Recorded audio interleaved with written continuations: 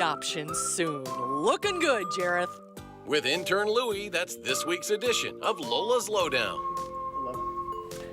Oh, buddy, what a happy story. Wouldn't it feel good to get all that off you? Oh, yeah. Hey, thanks for your help this week. My pleasure. Appreciate it very much. Mark is back on Monday, and News 3 at 5 starts after this.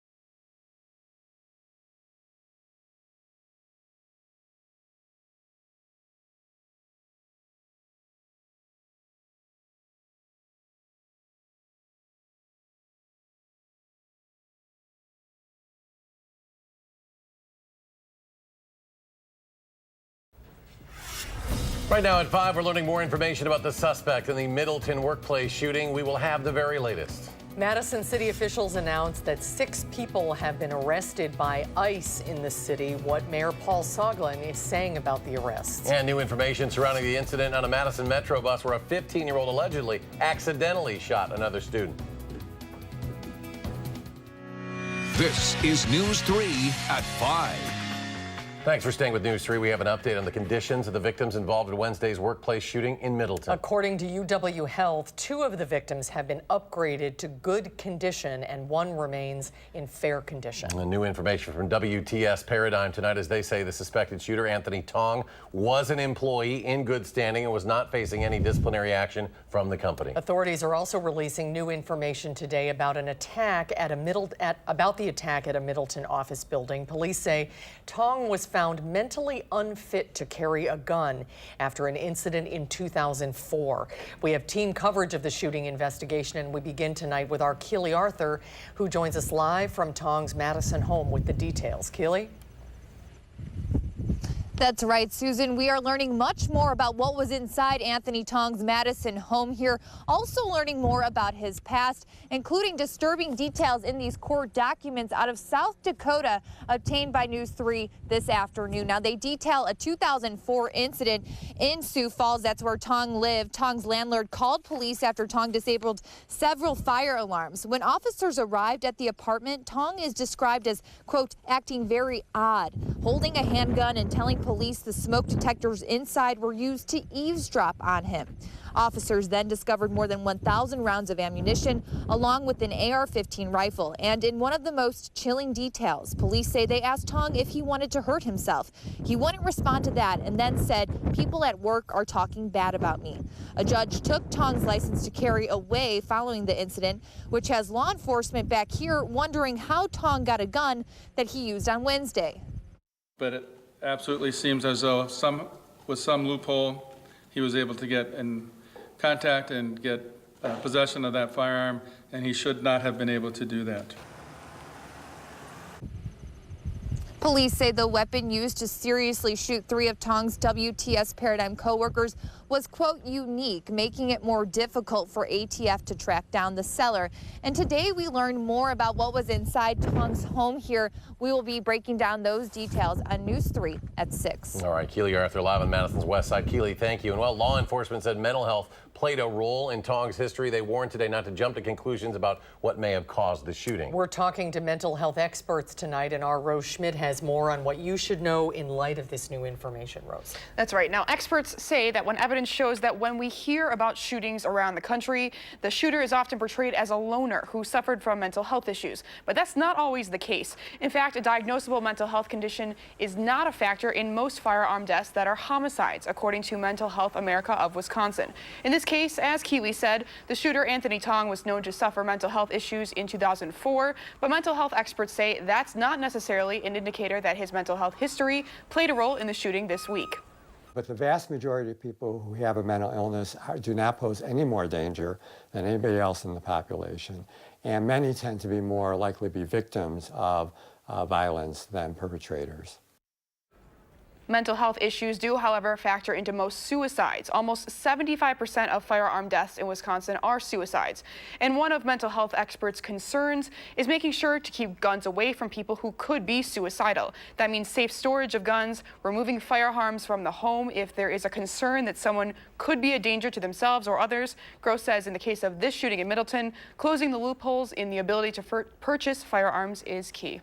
All right, Rose Schmidt reporting tonight. Rose, thank you. Rose. Services are being offered to the people who work at WTS Paradigm and in the surrounding office buildings who were affected by that shooting. Police say if you're struggling, you can call the Wisconsin Department of Justice Victim Resource Center.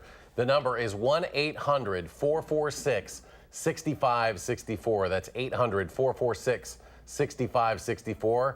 We have that number and more information on our website, channel3000.com. The Resource Center helps victims, witnesses, and their family members find emotional, physical, and financial support. Area mental health centers like Journey also provide services to people after events like shootings. They offer classes and counseling to people in need of self-help support and reassurance. Let's get a check on the weather now. Gary Canalti is in the Weather Center. Gary?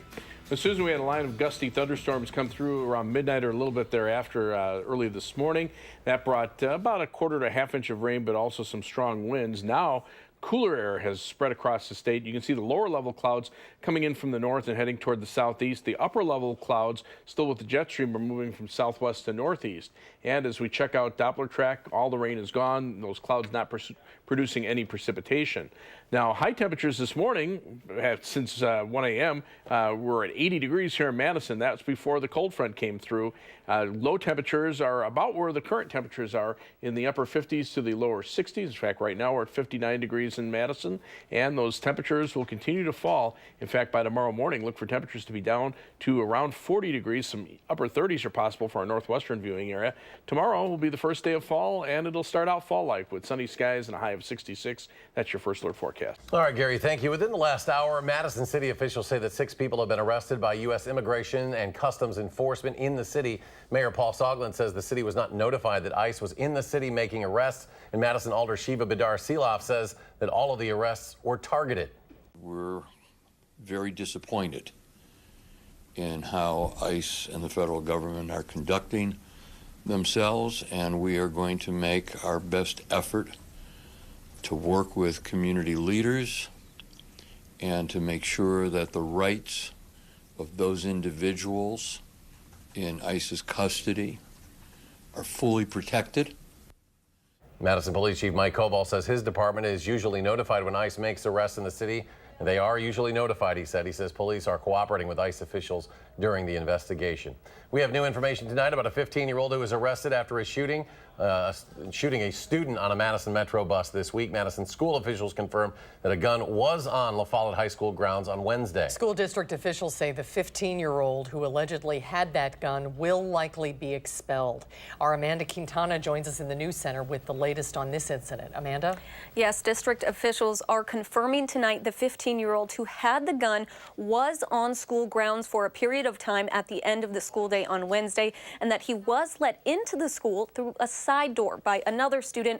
That was against protocol. You may remember that La Follette, Senate Middle School, and Monona Grove High School were all locked down on Wednesday evening after the shot was fired on a Madison Metro bus. A 15-year-old allegedly accidentally shot another student on the bus. According to MMSD Safety and Security Coordinator Joe Ballas, while this case is still being investigated, students who have received weapons-related charges receive individualized plans. But the incident does raise a concern about the student's access to a gun. A firearm is a firearm unless proven otherwise. And while the bulk of these generally tend to be BB guns, here's a case where clearly we had a actual firearm on a Madison Metro bus carrying MMSD students that was inappropriately mishandled, discharged, and could have been a lot worse. The letter to parents also says the school is also, quote, taking follow-up actions with the student who opened the door and are, quote, reinforcing expectations and safety procedures with students and staff, end quote. District officials also noted that they are adding additional cameras, door monitoring, and locking systems in the school this year, but are also asking parents to have conversations with their kids about sharing safety information with school staff. Amanda Quintana in our news center. Amanda, thank you. A Sun Prairie woman was arrested for drunk driving charges by the same Dane County Sheriff's deputy twice in one night. 35-year-old Shannon McCann was arrested early this morning after a traffic stop in the town of Blooming Grove. She was cited for first offense operating while intoxicated and released to a responsible party. The same deputy saw McCann driving the same vehicle from the earlier traffic stop around 2 in the morning and stopped her. McCann was taken to the Dane County Jail and was still testing at more than twice the legal limit. She was cited for another OWI and booked into the jail. Students at Lakeview Elementary School found a BB gun this morning in the forest on school property. According to a letter sent to parents, the principal says when students discovered the weapon, they were sent inside. The district security and Madison police were called. The school was not placed on a lockdown. There's more to come on News Read 5. Up next, an African-American woman campaigning in Wisconsin is questioned by police what she's saying about the encounter. And a look at stocks to close the week. Another record high for the Dow, up more than 86.5. The NASDAQ lost 41. The S&P down 1. We'll be right back.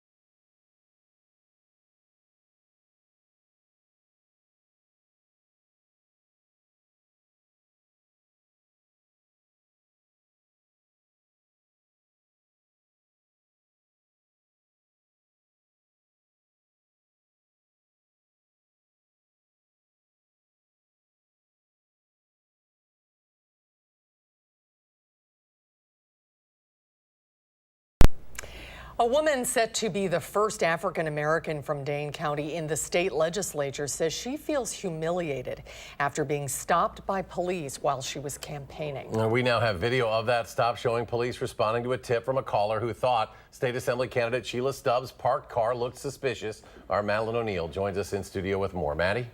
Eric and Susan, Stubbs is heading into the November election unopposed as the Democratic pick for Wisconsin's 77th district. She says she'll take her memories of the police stop with her to the Capitol in hopes of preventing things like it from happening again. I love meeting people. Sheila Stubbs will go the extra mile to earn her district's vote, literally. It is the best way. She credits her door-to-door campaign as part of the reason she won the primary, paving the way for her to be the first African-American from Dane County in the state assembly. There are so many people that have said, finally. But while hitting the pavement in a West Side neighborhood one Tuesday in August, an incident stopped her dead in her tracks. And I just felt humiliated. I felt so belittled. I felt so embarrassed. I felt so ashamed. While talking with a neighbor, Stubbs noticed a police car pull up behind her own, where her mother and daughter were waiting. It was scary. This video shows a Madison police officer responding to a tip from a 911 caller who, according to a police report, believed those in Stubbs' car were waiting for drugs. I said, a drug dealer? They think I'm a drug dealer? What does a drug dealer look like? After showing the officer her picture and campaign materials, Stubbs was able to explain who she was and why she was there. But explaining to her 8-year-old daughter what happened was harder. We were actually profiled. They target us. We're black. And I said, this is why mommy is running for office. It's extremely difficult. I'm totally empathetic with what that must have felt like. Madison Police Chief Mike Koval says the officer acted as she was trained, responding to a call. But what was disturbing, off-putting, and I get it completely, is that why would the cops have been called, if at all? Koval says the call came from the 911 center and they can't vet callers for potential bias. And I hope that it serves as a lesson for all of us. For Stubbs, it's a memory she'll carry along with her on her path toward change. We have a long way to go. Just as a note, because of an error, that police video didn't have any audio. But Stubbs says the interaction with the officer ended on a positive note, with the candidate offering to help police work in various communities. Chief Koval says Madison police do undergo implicit bias training, but there's not much they can do about bias that callers may have.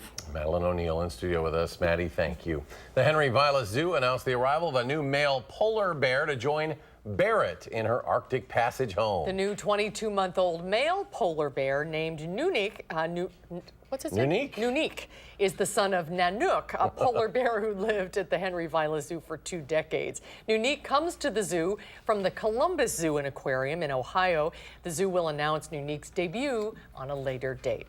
All right, tonight, the Prep Mania High School Football Game of the Week, Sun Prairie. The Cardinals hosting Madison La Follette. Alan Minert and Bill Brophy will join Jay Wilson for the game live on TVW, live stream, channel3000.com.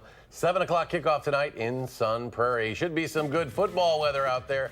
Might want to at least go the sweatshirt route, maybe even a blanket on the aluminum bleachers, Gary. I think maybe both would be in order. Temperatures are already in the 50s, and there's enough of a breeze that at least early on in the game it should be pretty chilly. Eventually the winds will die down, but that would just allow the temperatures to fall even farther by early tomorrow morning. Let's start out by taking a look at visible cloud track. You can see we've had clouds for much of the day, but those clouds are starting to break apart, and northern and central Minnesota and northwestern Wisconsin is starting to clear out altogether. No rain across Wisconsin. The showers and thunderstorms from last night have raced to the east, along with that fast-moving cold front. That limited the rainfall amounts last night, but did bring some gusty winds as the front came through. Now, the high temperature trend over the next week, much cooler than we've seen recently. 66 for a high tomorrow, first day of fall. Lower 70s for Sunday and mid 70s for Monday, and then back to the 60s, upper 60s for Tuesday and Wednesday. Lower 60s for Thursday and Friday, and by next weekend, high temperatures only around 60. And the 8 to 14-day temperature outlook from the Climate Prediction Center calling for about a 60% chance of below normal temperatures beyond next week. That would take us into the early part of October with slightly above normal chances for above normal precipitation. That would be somewhere in the 40 to 45% chance range of that. Live view from the Queen Bee Radio Skycam in Platteville. A little sunshine mixed in with the clouds. Those clouds will start to dissipate pretty close to sunset. The live view from the WISC Skycam.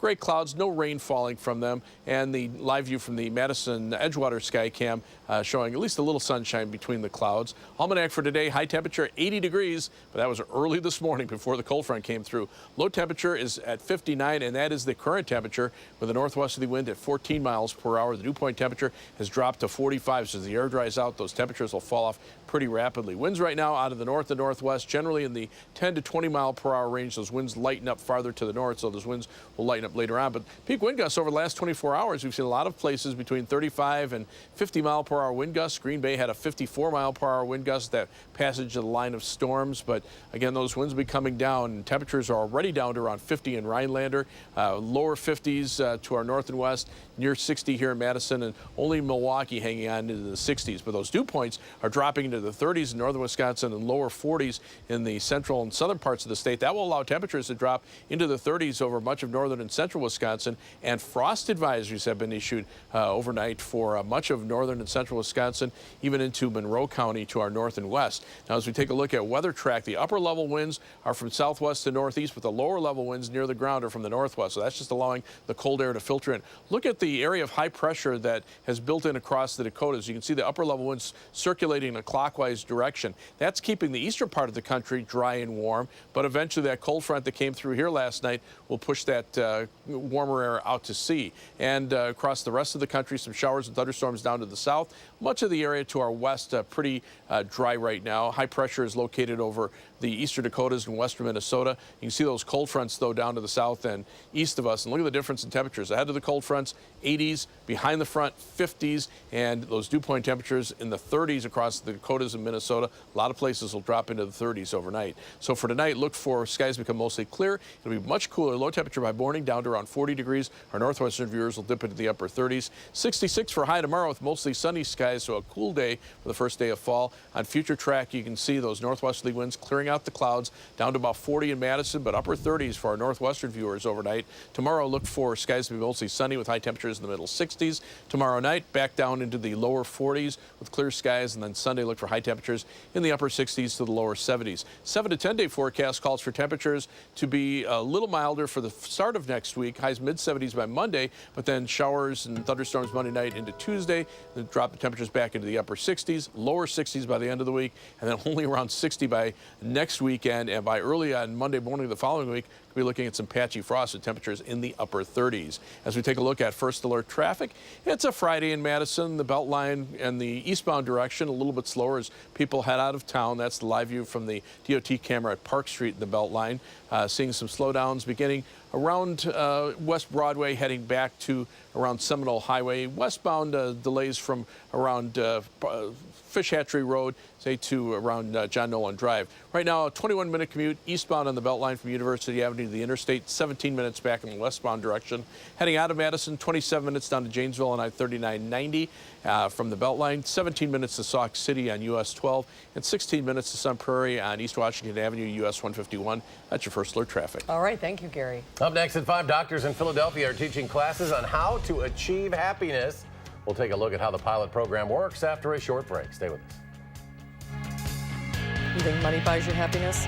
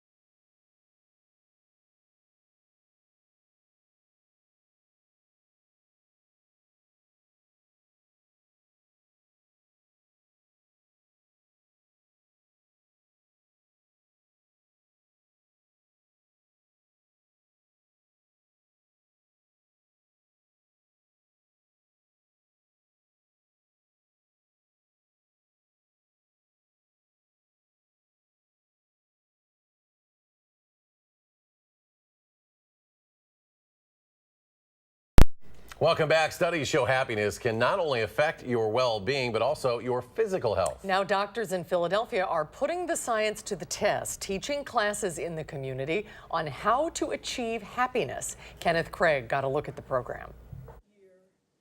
At 69 years old and newly retired, Karen Asper Jordan found herself in a slump. And I said, I have to do something. So when she saw this post on Facebook advertising a class that could help dig her out of her rut, she didn't hesitate. It just made me smile. And I said, this is what I need. At the Philadelphia College of Osteopathic Medicine, she's part of a workshop-style course on happiness. Planning something either enjoyable or meaningful. Dr. Scott Glassman is teaching his students to approach happiness as a learned skill rather than a fleeting emotion. The question really shouldn't be, are you the kind of person who sees the glass as half empty or half full? The question we should be asking is how long, how closely, how consistently are you looking at the half full part? You make other people's lives happy. Yep. Participants discuss different ways they find happiness in their lives, gratitude for those moments, and the humor in it all. Students get homework, which includes scheduling meaningful activities or writing a letter of thanks to a special person. It's all rooted in the evidence-based field of positive psychology. They're able to feel a greater sense of well-being and life satisfaction. Previous studies show happiness can also impact physical health, including cardiovascular benefits and boosting the immune system. Do you think these simple exercises actually can make a big difference? I think so. I feel it. You know, how do I look? You know, You're smiling. Yeah, I do feel it. Kenneth Craig, CBS News, Philadelphia. Everyone's smiling. I'm a believer. Yeah, what about the weather, though? Will that make you smile? We'll have another check in a moment. Stay with us.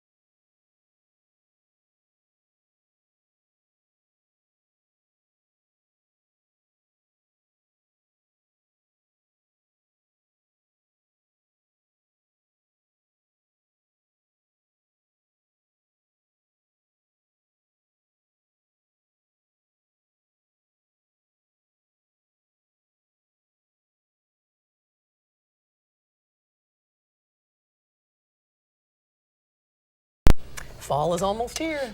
Yeah, just step out the door and it'll hit you in the face. Let's take a look at current temperatures. These are as cool as they've been all day. Here in Madison, the high temperature 80 was early this morning. We're now at 59, and those temperatures continue to fall. Look at the dew point temperatures, now in the 40s, even some upper 30s to our north, and they're continuing to fall, so that means a cool night with temperatures in the 30s for our northwestern viewers and around 40 in Madison. Look for a high of 66 tomorrow, 71 on Sunday.